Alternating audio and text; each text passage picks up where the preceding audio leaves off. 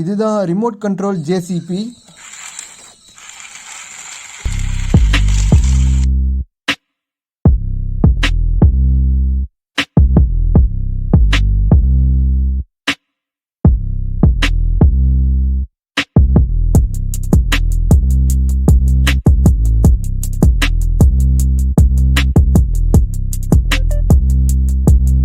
இது முன்னாடியும் போவோம் பின்னாடியும் போவோம், அந்த பக்கமும் வளையும் இந்த பக்கமும் வளையும், பக்கெட்டை கூட தூக்கும்.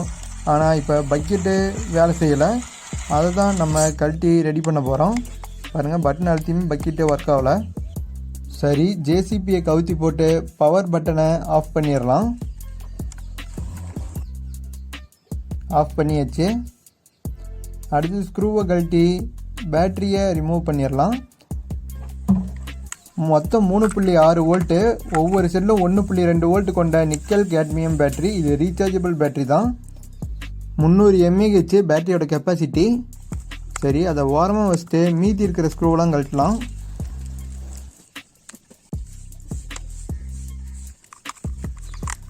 அவ்வளோதான் ஃப்ரெண்ட்ஸ், கழட்டி முடிக்க போகிறோம். ஓகே காய்ஸ், இப்போ கழட்டி முடிச்சாச்சு. இப்போ ஓப்பன் பண்ணிடுவோம். பாருங்க, ஜேசிபிக்குள்ளே இருக்கிற மோட்டார் அசம்பிளிலாம் இதுதான். ஒரு மதர் போர்டு ஒன்று இருக்குது. பக்கெட்டுக்கு போகிற இந்த சேஃப்ட்டு தான் சுத்த மாட்டேங்குது. பாருங்கள், பட்டன் அழுத்தியுமே அது மூவ்மெண்ட் ஆகலை. சரி, என்னென்ன அந்த அசம்பிளியை கழட்டி பார்ப்போம். 2 பக்கம் கொடுத்துருக்கிற ஸ்க்ரூவையும் ரிமூவ் பண்ணிடலாம். அடுத்தது அந்த சேஃப்டை ஒரு ஸ்க்ரூ போட்டு கனெக்ட் பண்ணி வச்சுருக்காங்க, அதையும் ஸ்க்ரூ டிரைவர் வச்சு கழட்டிடுவோம்.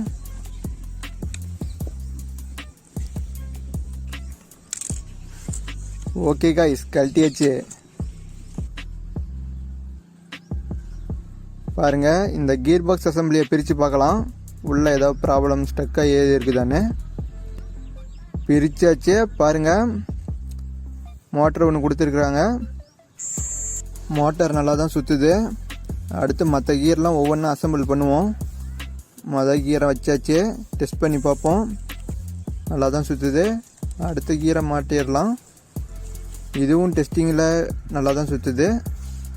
அடுத்தது இந்த கீரை இந்த மாதிரி ஒரு ஜாயிண்டில் கனெக்ஷன் பண்ணி வச்சுருக்கிறாங்க. இந்த கீரோட சென்டர்லேருந்து கொஞ்சம் தள்ளி இந்த சேஃப்டை கொடுத்துருக்குறாங்க. அதனால் கீரு நமக்கு சுற்றும் போது இந்த சேஃப்ட்டு இந்த கனெக்டிங் ராடுக்கு மேலும் கீழேயும் மூவ் ஆகிற மோசனை கொடுக்கும். அதனால் பக்கெட்டு நமக்கு வேலை செய்யுது. சரி, எல்லா கீருக்கும் ஆயில் நல்லா விட்டுக்கலாம் லூப்ரிகேஷனுக்காக.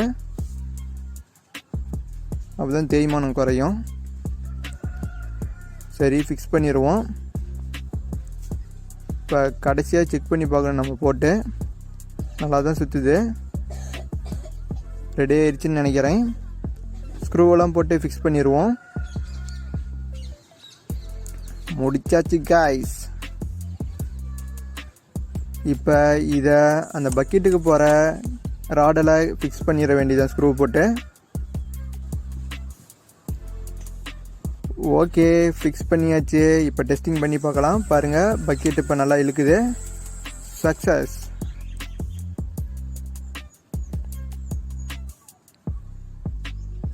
ஓகே, மற்ற கீர் பாக்ஸ் எல்லாம் எப்படி இருக்குன்னு கழட்டி பார்த்துருவோம். பேக் வீலுக்கு போகிற கீர் அசம்பிளியை பிரிக்க அதில் இருக்கிற ஸ்க்ரூவெல்லாம் ரிமூவ் பண்ணிடலாம். பாருங்கள், அந்த ரொட்டேஷனோட டைரக்ஷனை மாற்ற கீர்ஸ் இந்த மாதிரி கொடுத்துருக்குறாங்க.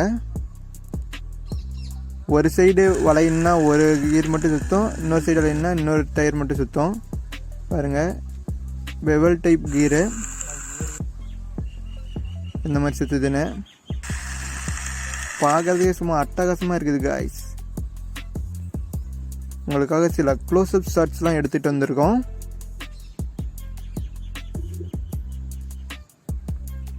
அடுத்தது ஃப்ரண்ட்டு கியர் பாக்ஸ் எல்லாம் எப்படி கொடுத்துருக்காங்கன்னு பார்க்கலாம்.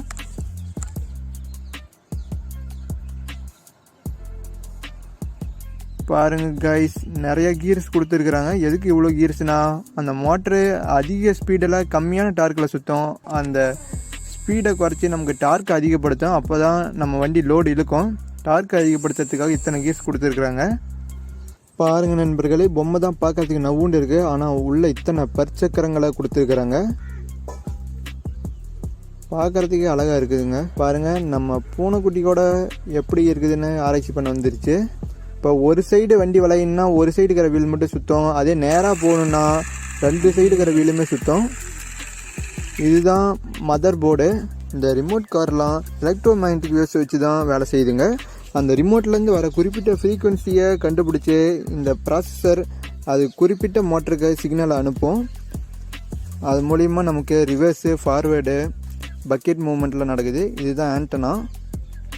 இதை எடுத்து வெளியே விட்டுக்கலாம். அடுத்தது மதர் போர்டெலாம் அதோட பொசிஷனில் வச்சுட்டு ஃபிட் பண்ணிடுவோம். ஸ்க்ரூவெல்லாம் போட்டு இருந்ததெல்லாம் இருந்த இடத்துலையே வச்சிடலாம். ஓகே காய்ஸ், எல்லா ஸ்க்ரூவும் டைட் பண்ணியாச்சு. இப்போ நாம் அடுத்து டெஸ்டிங் தான். பாருங்கள், லெஃப்ட்டு ரைட்டு, இப்போ ஸ்ட்ரெயிட்டு, இப்போ பக்கெட் மூமெண்ட்டு. பாருங்க காய்ஸ், எல்லாமே பர்ஃபெக்டாக இருக்குது. ஜேசிபி மண்ணை அள்ளுது, ஆனாலும் நல்லா அள்ள மாட்டேங்குது. பார்க்கறதுக்கு பொம்மை அழகாக தான் இருக்குது. ரிவர்ஸு லெஃப்ட்டு ரைட்டு எல்லா இடத்துலையும் பூந்து விளையாடுறாரு. ஆனால் மண்ணு தான் நல்லா அள்ள மாட்டேங்குது. அதுக்கு என்ன பண்ணலாம்?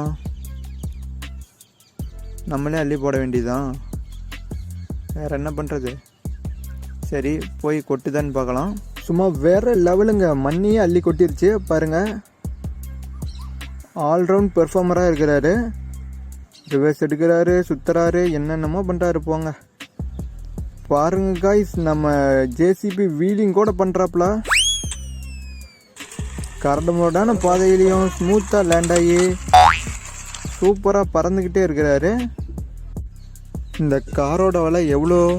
1600 ரூபாய் ஃப்ளிப்கார்ட்டில்.